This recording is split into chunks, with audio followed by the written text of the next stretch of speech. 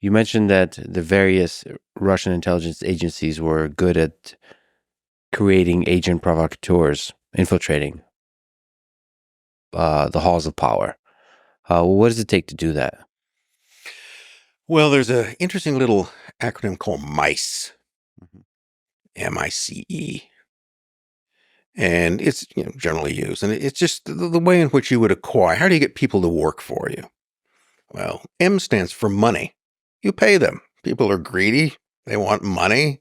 If you look at Aldrich Ames, he had a very, very expensive wife with expensive tastes. So he wanted money. I is for ideology. So particularly in the 1920s and the 1930s, the Soviets were very effective in exploiting communists, people who wanted to serve the great cause. Even though that's initially not really what they wanted to do, because the idea was that if you recruit agents from among, let's say, American communists, you compromise the party. Hmm. Because exactly what your enemies are going to say is that all communists are Soviet spies. They're all traitors in some way. So you would really want to keep those two things separate, but ideology was just so convenient. And those people would just work for you so well. You could get them to do anything, betray their grandmother. They would go ahead and do that for the greater good. So ideology can be a motivation, and that can be, someone who is a devoted Marxist-Leninist. It can also be someone who's a disgruntled communist, because there's no anti-communist like an ex-communist.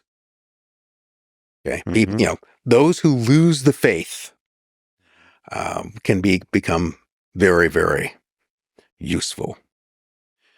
For instance, if you look in the case of American intelligence, the people who essentially temporarily destroyed much of the KGB organization in the U.S.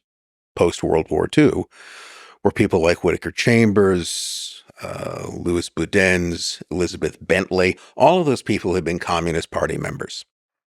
They had all been part of the Red Faithful. They all, for one reason or another, became disillusioned and turned rat or patriot, whichever case you may want to put in that regard. What does the C and the E stand for? The C is for coercion. That's where you have to persuade someone to work for you. You have to pressure them. So usually you blackmail them. That could be they have a gambling habit. In the old days, it's very often because they were gay. Okay? Gets them in a position where they can be compromised and you can get them to do your bidding. Those people usually have a certain amount of control. Here's an interesting example of how the Okhrana tended to handle this, and I think it's still largely used. You'd round up a bunch of revolutionaries on some charge or another, distributing revolutionary literature, running an illegal printing press. You bring a guy into the room and you say, okay, you're going to work for us. He, of course, would refuse to do so. And they go, well, if you refuse, we'll keep the rest of your comrades in jail for a while, maybe beat them with a rubber truncheon or so, and then we're just going to let you go. We're just going to put you back out on the street. And if you don't work for us, we will spread the rumor through our agents already in your organization that you are. And then what will your comrades do? How long are you going to live? So you see, you have no choice. You're ours, and you're going to cooperate with us. And the way that effectiveness would be ensured is that you have multiple agents within the same organization who don't know who each other are. That's very important. And they'll all be filing reports. So let's say you have 3 agents inside the central committee of the SR party, and there's a committee meeting, and you're going to look at the reports they file. They all better agree with each other, right? If one person doesn't report what the other 2 do, then perhaps they're not entirely doing their job, and they can be liquidated at any time. All you do is drop the dime on them.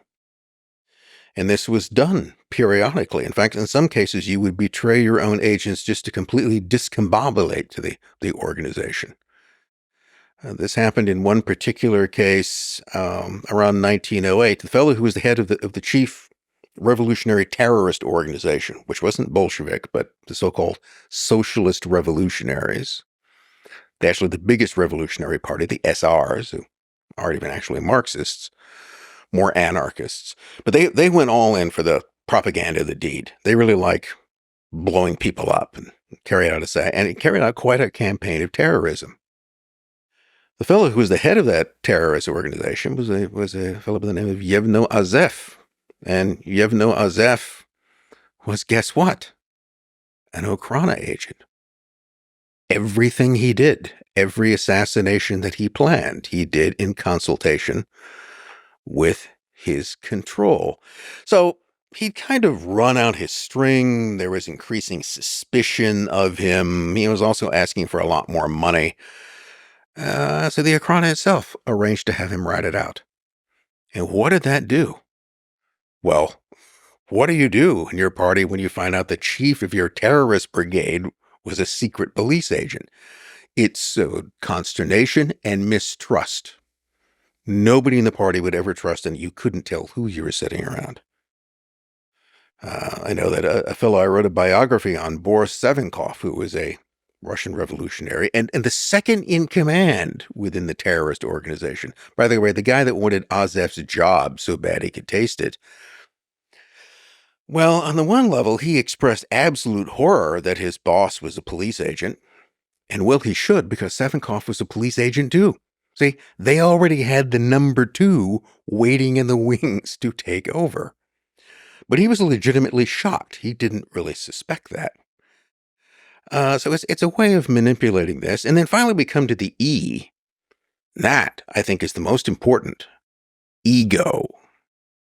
Sometimes people spy or betray because of the egotistical satisfaction that they receive. The sheer kind of Machiavellian joy in deceit.